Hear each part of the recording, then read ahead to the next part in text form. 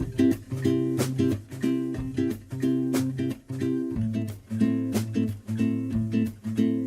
you're like me, you find the laboratory to be a place of wonder and excitement.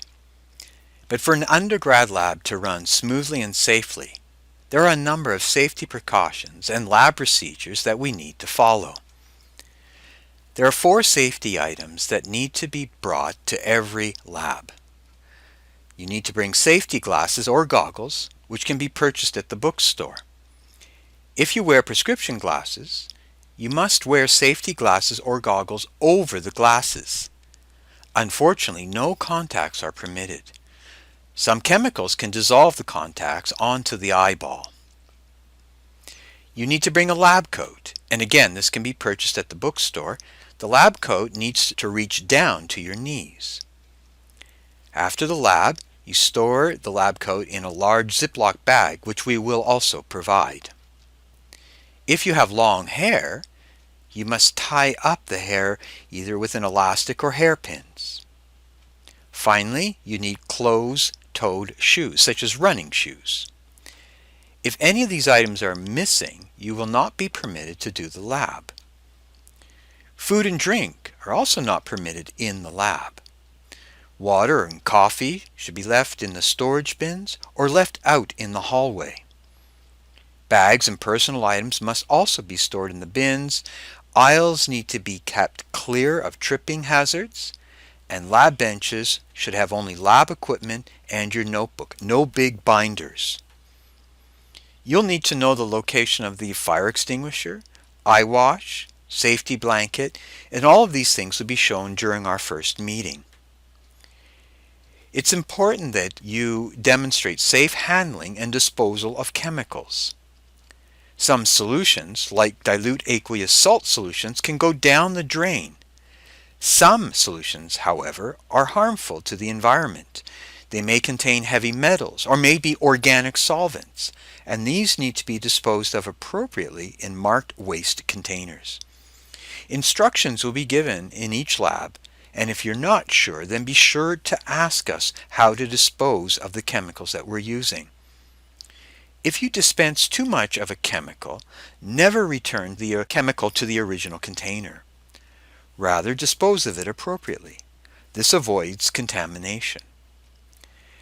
Always cap a container when you're finished. This avoids spills, contamination, and possible reaction with the air or water vapor in the air. Know the hazards of the chemicals that you're using.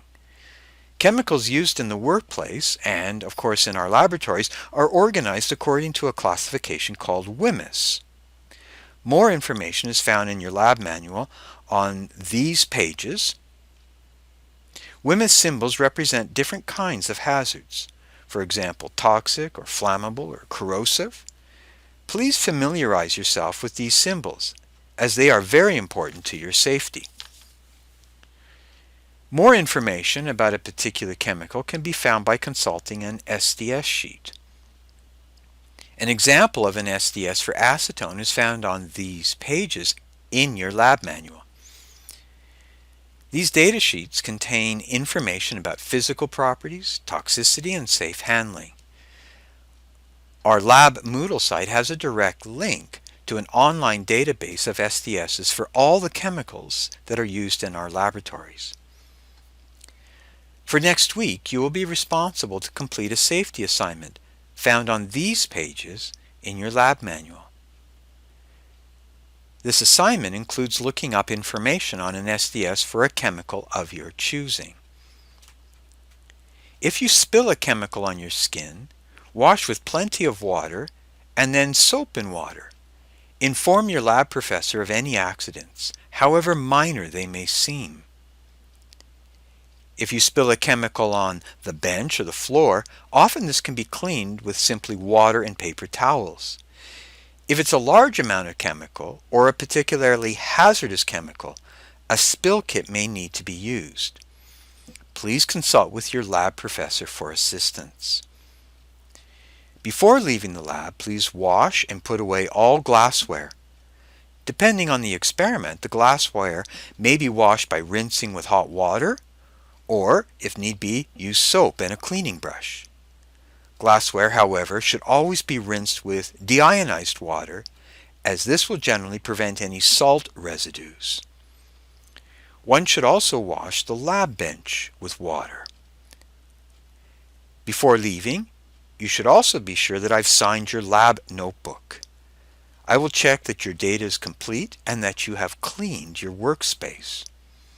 Finally, it is always good practice to wash your hands before leaving the lab. You may be unaware of any residues left on your skin. A note will be posted on the inside door of the lab to remind you of these tasks. Let's say a few words about the lab notebook. Information can be found on these pages in your lab manual. The notebooks must be spiral bound or hardcover. 3-hole binders and loose-leaf paper is not acceptable. You need to save the first few pages for a table of contents, and this should be set up at the beginning of the semester. In the table of contents, be sure to list each experiment by name and include a page number and date. Before each lab, read over the lab and do the pre-lab preparation. The following, written in ink, should be included. You should write the title at the top and also include the date of the experiment. You need to include a purpose. This would be a brief introduction of what the experiment is to accomplish. You need to include a procedure. This should be a summary, written in past tense, of how the experiment will be done. It should not be a complete regurgitation of all the steps. You can write in paragraph form or point form is also okay. You will need to include a table of reagents. These are the chemicals to be used and the hazardous properties. For example, in our first lab, we're using methanol. The hazardous properties include that it's flammable and toxic. You also need to include a data table. You may wish to use the tables provided in the lab manual as guidance in how to set up your lab book.